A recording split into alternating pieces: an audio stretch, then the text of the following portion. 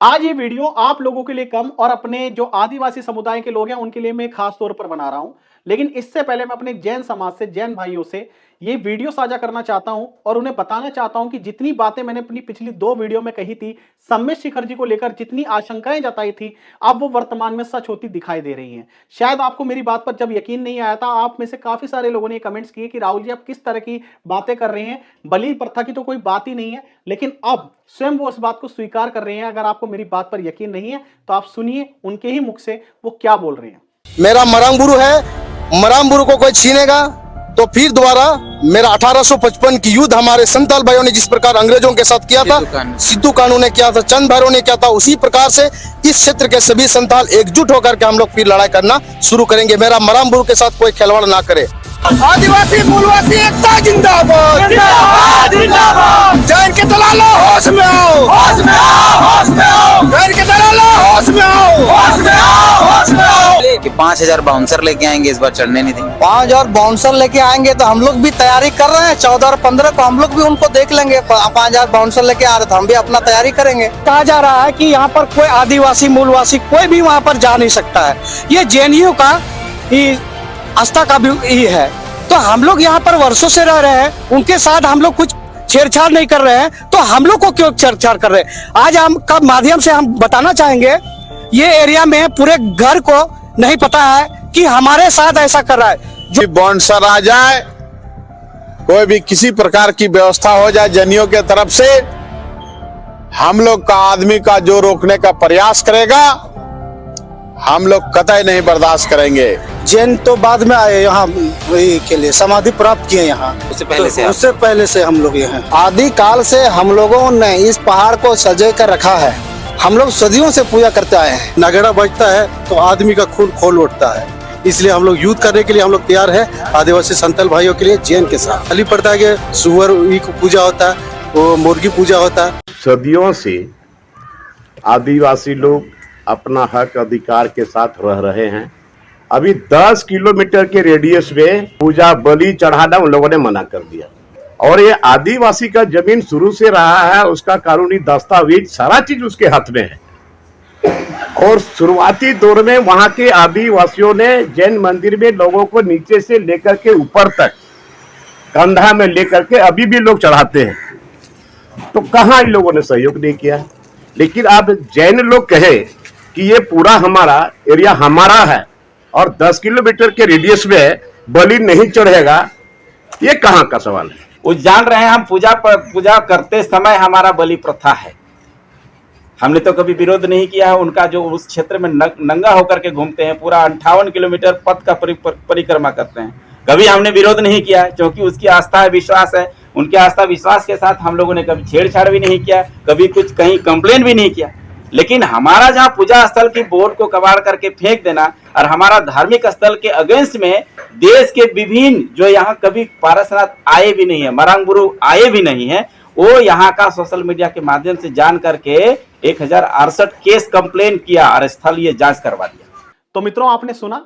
इसी के साथ साथ जो वहां के विधायक हैं, जो वहां के सांसद हैं, मंत्री हैं, जो किसी भी बड़े पद पर हैं, वो किस तरह की अभद्र भाषा का इस्तेमाल कर रहे हैं, प्रयोग में ला रहे हैं हमारे जैन मुनियों के लिए, जो हमारे लिए इतने पूजनीय है, वंदनीय है। उन्हें वो कह रहे हैं कि आप भी तो यहाँ पर नंगे घूमते हैं, हमें तो इस बात से कोई एतराज नहीं है। तो इसी से उन लोगों की मानसिकता का पता चल जाता है। आज तक जितना जैन समाज ने इन अपने आदिवासियों भाइयों को रोजगार दिया है, और उसके बदले में आज आप देख लीजिए क्या सिला मिल रहा है इस बात का। और आज हम कहाँ खड़े हैं? आज खुद हम जहां पर जिस चीज का हम मालिकाना हमारा हक बनता है, वहीं पर अब हमें एक मेहमान की तरह ट्रीट किया जाएगा। ये बताने का प्रयास किया जाएगा कि आप बाहरी लोग हैं, इस क्षेत्र पर, इस पर्वत पर तो हमारा राज है, इस पर हमारा अधिकार है। और ये बात वो खुले तौर पर बोल भी रहे हैं। तो इससे बड़ा और राजनीतिकरण, इससे बड़ा और जेनोसाइड और जैन समाज के लिए हो ही क्या सकता है? आप खुद सोचकर देखिए, जेनोसाइड कैसे होता है। कश्मीर में जेनोसाइड हुआ हिंदुओं का, वहां पर लाखों हिंदुओं को पलायन करना पड़ा। कैसे करना पड़ा? आपने कभी सोचा? क्योंकि उनका भी यही मानना था कि यहां पर अधिकार तो हमारा है, ये कश्मीरी तो मुसलमानों का है, ये हिंदुओं का है ही नहीं। यहां पर ये लोग आकर आधिकारिक रूप से यहां पर रहने लग गए। असल में तो ये सारी जागीर हमारी है। इसी वजह से तो जेनोसाइड हुआ था, इसी बात की तो लड़ाई थी। आज सम्मेश शिखर जी में जितने हमारे साधु संतों ने वहां पर धर्मशालाएं मठ वगैरह बना रखे हैं, क्या उन्हें लगता है कि आने वाले समय में अगर ये पर्वत हाथ से चला गया तो वो भी उनके लिए बचेगा वहां पर? क्या उन्हें वहां से पलायन नहीं करना पड़ेगा? बहुत छोटा मुंह बड़ी बात बोल रहा हूं, लेकिन जो मेरे गुरुवर इस वीडियो को देख रहे हैं, जो हमारे जैन भाई देख रहे हैं, जो भी वहां पर कार्यरत हैं या वहां पर रहते हैं, तो आप इस बात को भली भांति समझ लीजिए कि आने वाले समय में अभी भी आप चुप रहे, अभी भी आप केवल शांति की और भाईचारे की बात करते रहे, तो आने वाले समय में जो संकट हमारे पर्वत पे वो तो जो आना था वो तो आ चुका, और आने वाले समय में और घोर संकट है। लेकिन आपका भी दाना पानी 2-4 साल, 5 साल, 10 साल से ज्यादा लिखा नहीं है वहां पर सम्मेश शिखर जी पर। आप माने इस बात को या ना माने। और अब मैं इस मुद्दे पर आता हूं दोस्तों, कि जो हमारे भाई हैं, आदिवासी भाई हैं, उनके लिए मैं सबसे पहले तो ये बता दूं कि आप लोग वहां पर पुरुषार्थ करते हैं, मेहनत करते हैं, लेकिन आप भी तो इस बात को बहुत अच्छे से भली भांति जानते हैं। भले आप लोग पढ़े लिखे कम हो, लेकिन आप इस बात को जानते हैं कि जैन समाज के आने से आपको रोजगार मिलता है, और ये बात आपने स्वयं स्वीकार भी करी है। आपने बकायदा देश के बड़े न्यूज चैनलों पर इस बात को स्वीकारा है, उसके लिए मैं आपको धन्यवाद भी देता हूं कि आप इस बात को मानते हैं। आप खुद सोचें कि जो जैन समाज इतना अहिंसक है, जो चींटी तक नहीं मारता, क्या वो किसी भी जानवर की, पशु की बलि होते हुए देख सकता है?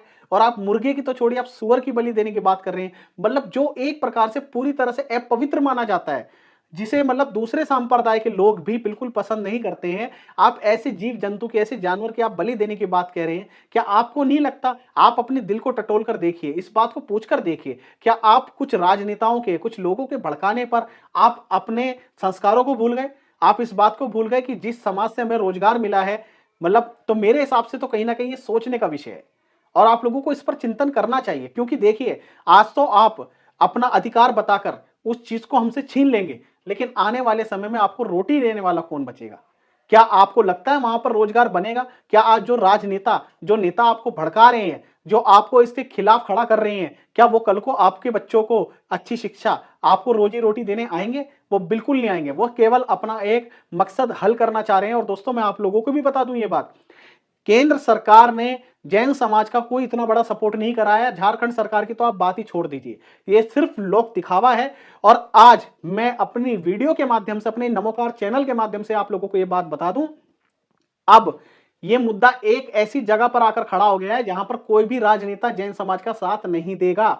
आप लिखवा लीजिए ये बात। आप किसी भी बड़े सांसद को, मंत्री से, किसी से भी मिल लें, कोई भी एक शब्द ऐसा नहीं बोलेगा। क्या कोई किसी में, नेता में इतनी हिम्मत है वो इस बात को कह दे कि इस पर्वत पर केवल जैन समाज का अधिकार है? आदिवासी भाई जो कह रहे हैं वो गलत कह रहे हैं। कोई भी नेता नहीं कह सकता इस बात को। मैं नहीं मानता हमारे देश में कोई भी नेता है जो इस सच्चाई को स्वीकारेगा और पब्लिकली इस बात को बोलेगा भी।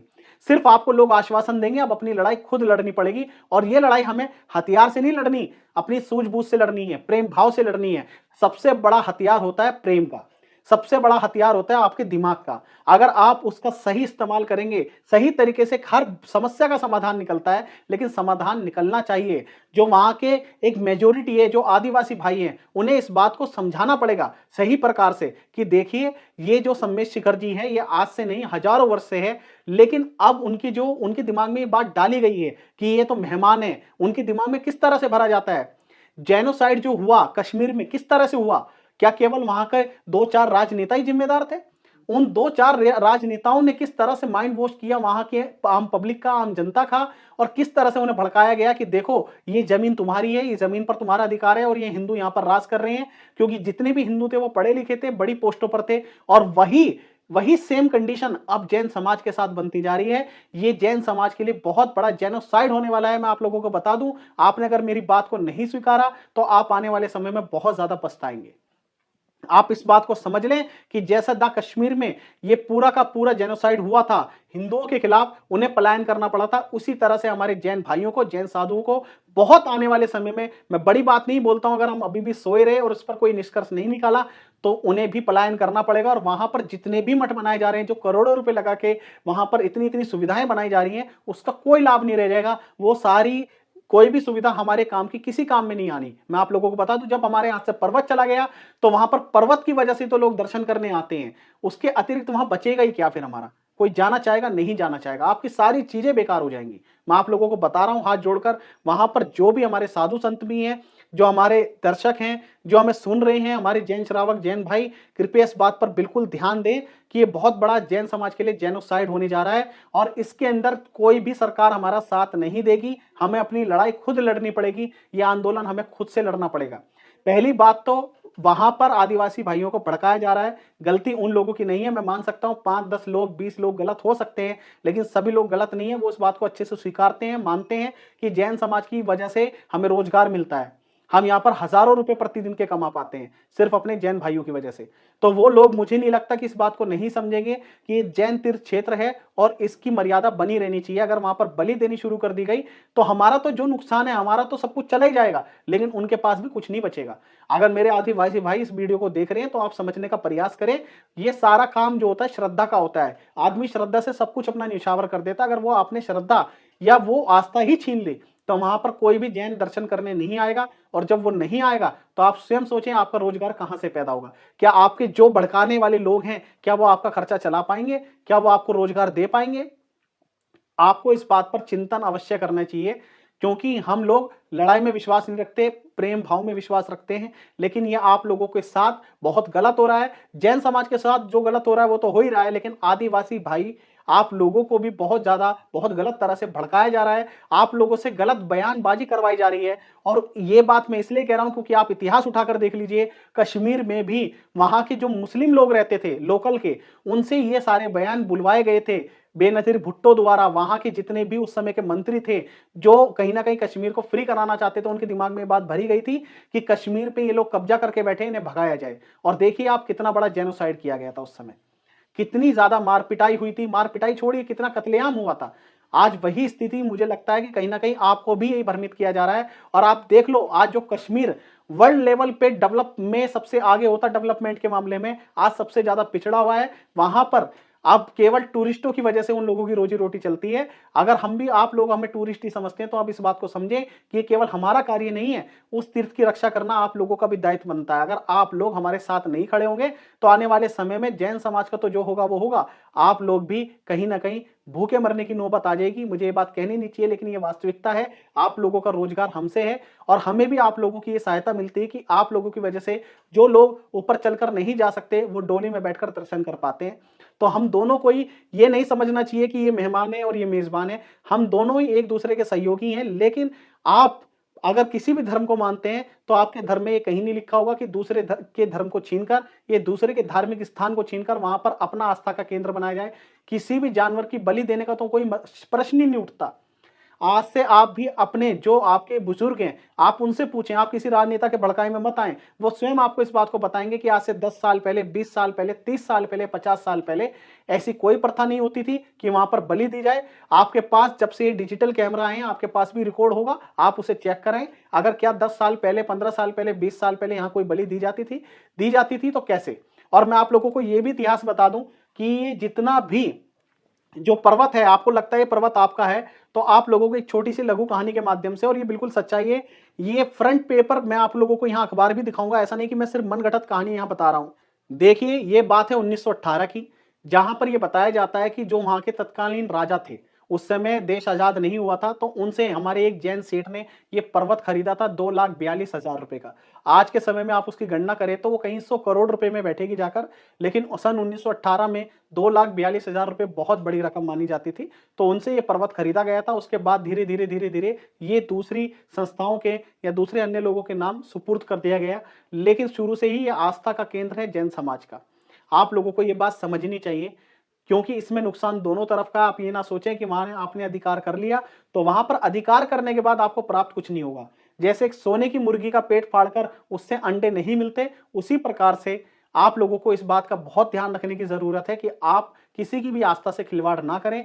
आप लोगों के, मुझे नहीं पता कि आप लोगों के यहाँ बलि दी जाती है, क्या होता है, लेकिन आप स्वयं में ये चिंतन कीजिए कि जहां पर एक चींटी भी नहीं मारी जाती, अगर हमें अपने पर्वत पे चढ़ते समय कोई लगे कि यहाँ पर चींटी का गुच्छा है या यहाँ पर चींटियां घूम रही हैं, तो हम अपना रास्ता बदल देते हैं। तो आप समझ कर देखें कि वो कोई भी जैन समाज का व्यक्ति ये कैसे देख पाएगा कि वहां पर बलि दी जा रही है। कृपया मेरा आप लोगों से हाथ जोड़कर निवेदन है। साथ ही मैं आप लोगों को यह भी बता दूं कि मैं 14 तारीख को सम्मेद शिखर जी में उपस्थित रहूंगा अपनी टीम के साथ। वहां पर आप लोगों से बातचीत करने आ रहा हूं आप लोगों से कोई लड़ाई झगड़ा नहीं करना है, कोई विरोध नहीं करना है, सिर्फ केवल आप लोगों की समझनी है कि आप लोगों को क्या समस्या आ रही है। आप किसी भी राजनेता के भड़काए में आकर कोई बात ना करें, आप अपनी मन की बात बताएं, जो समाधान निकल सकता है वो मिलकर साथ में, सारे जैन भाई आप लोगों के साथ खड़े हैं, लेकिन आपको भी उनके साथ खड़ा होना बहुत जरूरी है। किसी राजनेता के भड़काए में आप आकर इस तरह की कोई भी टिप्पणी ना दें जिससे हमारे दिल को आहत पहुंचे। और इस बात के लिए मैं भी अपने जैन भाइयों को कहना चाहूंगा कि आप भी कोई भी बात ऐसी ना कहें जो हमारे आदिवासी भाइयों को ठेस पहुंचे, क्योंकि धार्मिक आस्था सबके लिए बहुत महत्व रखती है और मुझे लगता है कि इसका बैठकर प्रेम पूर्वक ही कोई निष्कर्ष निकाला जा सकता है। मैं 14 तारीख को स्वयं सोमेश शिखर जी में उपस्थित रहूंगा, 15 तारीख को भी वहीं हूं। आप में से जो भी लोग जैन धर्म बचाओ संगठन हमने जिसकी शुरुआत की है, अगर आप उससे जुड़ना चाहते हैं, बहुत सारे लोगों के मन में भ्रांति है कि हम आधार कार्ड पैन कार्ड क्यों मांग रहे हैं, तो वो केवल इसलिए मांगा जा रहा है जिससे आप में से कोई भी व्यक्ति अजैन ना हो। अगर कोई अजैन भी जुड़ना चाहता है तो मैं आपकी भावनाओं का सम्मान करता हूं, लेकिन केवल जैन धर्म के व्यक्ति ही इस संगठन से जुड़ सकते हैं। इसलिए आपको आधार कार्ड पैन कार्ड भेजना आवश्यक है। ईमेल आईडी आप लोग फिर से यहां पर देख पा रहे हैं। और इसी के साथ साथ मैं ये भी बता दूं कि अभी फिलहाल हमारी कोई भी आपसे किसी भी प्रकार की 1 रुपए की मांग नहीं है, आपको कोई पैसा नहीं देना। हमारी संस्था ऐसी नहीं है कि जो पैसा आप दोगे तो तभी आप इसके सदस्य बनोगे। हमें आपका केवल सहयोग चाहिए, भले ही आप तन से दें, मन से दें या धन से दें। अभी फिलहाल हमें धन की कोई आवश्यकता नहीं है। अभी भगवान की दया से हमारे पास इतना कोष है कि हम अपने खर्चे उठा सकें। अभी मुझे भगवान ने इतना दिया है, लेकिन इससे पहले मैं आप लोगों से चाहूंगा कि आप तन और मन से जरूर जुड़े। सम्मेश शिखर जी आप आना चाहें तो आप आएं। और जाते जाते मैं आप लोगों को यह भी बता दूं कि इस 14 और 15 तारीख को मैं जा ही सिर्फ केवल इसलिए रहा हूं कि जितनी भी बातें सोशल मीडिया के माध्यम से फैलाई जा रही हैं उनकी मैं वहां पर सही पुष्टि करने जा रहा हूं कि क्या वास्तविकता में ऐसा है जैसा बताया जा रहा है। क्योंकि जब मैं पहले सम्मेश शिखर जी गया था तो मुझे नहीं लगता कि कोई आदिवासी भाई इस तरह की अनगढ़ बातें करता है। तुमने 10-20 लोगों को खड़ा करके यहाँ पर इस तरह की अभद्र टिप्पणी वहां से करवा दी और इसमें लोगों में बहुत ज्यादा उबाल आ गया, लोगों को बहुत क्रोध आ रहा है। सुबह से मेरे पास इतने सारे मैसेजेस आए कि राहुल जी देखिए ये क्या हो रहा है, हमें स्टैंड लेना चाहिए। मैंने कहा नहीं, कोई जल्दबाजी नहीं करते हैं, अभी मैं स्वयं वहां पर जाऊंगा और उसके बाद वहां पर बात करने के बाद किसी निष्कर्ष पर पहुंचेंगे। प्रयास हमारा यही रहेगा। मैं अभी भी बता दूं अपने आदिवासी भाइयों को, ये सारी बातें झूठ हैं, गलत हैं। हमने अपनी तरफ से ऐसा कोई बयान नहीं दिया कि वहां पर 5000 बाउंसर को लेकर पहुंचेंगे। हम एक बाउंसर को भी लेकर नहीं आएंगे, हमारा ऐसा कोई इरादा नहीं है। हमें आपसे लड़ना नहीं है, प्यार से इस मामले को सुलझाना है। और इसी के साथ साथ मैं चाहूंगा कि वहां की जो तीर्थ क्षेत्र कमेटी है, जो हमारा हर वीडियो देखती भी है और मैं जानता भी हूं, और वहां के जो भी साधु संत हैं हमारा सहयोग करें। हम आएंगे तो हमें अपना समय दें और हमसे बातचीत करें, क्योंकि लोगों में आप लोगों के प्रति बहुत ज्यादा भ्रांति है कि ये लोग आवाज क्यों नहीं उठाते। तो हम आप लोगों की भी समस्या सुनना चाहेंगे। हम कोई आप लोगों के बारे में कोई नेगेटिव बात अपने चैनल के माध्यम से नहीं करेंगे और ना ही हमें करना शोभा देता है, लेकिन आप लोग मिलकर बताएं कि आप लोगों की समस्या क्या आ रही है। मैं अपने 20 लाख जैन समाज और जो हमारे चैनल के सब्सक्राइबर हैं उनकी तरफ से बात कहता हूं कि जो भी हम लोगों से सहयोग बन पड़ेगा हम पूरा सहयोग देंगे। लेकिन जब तक आप हमें बताएंगे नहीं कि दिक्कत क्या है, क्यों सम्मेश शिखर जी हमारे हाथों से जा रहा है, ऐसे सोने से काम नहीं चलेगा। 2018-19 में शिलान्यास हुआ, उसके बाद मंदिर खड़ा हो गया, उसके बाद ये फिर से समस्याएं पैदा होनी शुरू हो गई। तो मैं हाथ जोड़ के निवेदन करता हूं, मैं आशा करता हूं कि हमारे चैनल के माध्यम से वहां पर जो भी हमारे लोग पहुंचेंगे, आप लोग उन्हें अपना समय देंगे, कीमती समय देंगे, सहयोग करेंगे। वहां की जो भी तीर्थ क्षेत्र कमेटी है वो हमसे मिलेगी, इस मुद्दे पर बातचीत करेगी। यदि आप लोग नहीं मिलते या वहां पर हमें किसी भी प्रकार की कोई हानि पहुंचती है तो मैं आप लोगों से निवेदन करूंगा कि वो आप लोग फिर दोस्तों अपना स्टैंड खुद लीजिएगा। मैं अपनी ओर से जितना प्रयास कर सकता हूं मैं पूरा प्रयास करूंगा। मैं आशा करता हूं कि वहां के जो भी हमारे जो पूज्य गुरुदेव हैं, हमारे प्रमाण सागर जी, वो भी हमें अपना समय देंगे और नमोकार चैनल से बातचीत करेंगे, इस विषय में खुलकर अपनी बात रखेंगे। इसके साथ साथ वहां की जो तीर्थ क्षेत्र कमेटी है वो भी खुलकर अपनी बात रखेगी, क्योंकि ये अब मुद्दा सभी के लिए बहुत ज्यादा सोचने और गंभीरता का विषय है। क्योंकि अगर पर्वतराज हाथ से चला गया, इस बात को आप समझ लेना, आपके जितने भी धर्मशालाएं हैं, हमारे जितने भी जैन मठ हैं, वो सुरक्षित नहीं रह सकते। आप इस बात की बहुत बड़ी भूल करेंगे अगर आप ऐसा सोचते हैं। तो ये मेरा मानना है। बाकी दोस्तों मैं आप लोगों से भी चाहूंगा, आप भी अगर मेरी बात आपको कुछ भी गलत लगती हो तो आप निष्पक्ष होकर मुझे जो भी कमेंट बॉक्स में बोलना चाहें आप बोल सकते हैं। मुझे आपकी कोई बात बुरी नहीं लगेगी, मैं हर एक कमेंट्स को पढ़ने का प्रयास करूंगा। साथ ही आप हमारे नमोकार चैनल के ग्रुप से जुड़े, ट्विटर के माध्यम से भी इस बात को शेयर करें और कोशिश करें 14 तारीख को सम्मेश शिखर जी पहुंचने की। बहुत बहुत आभार आपका। जय जिनेंद्र।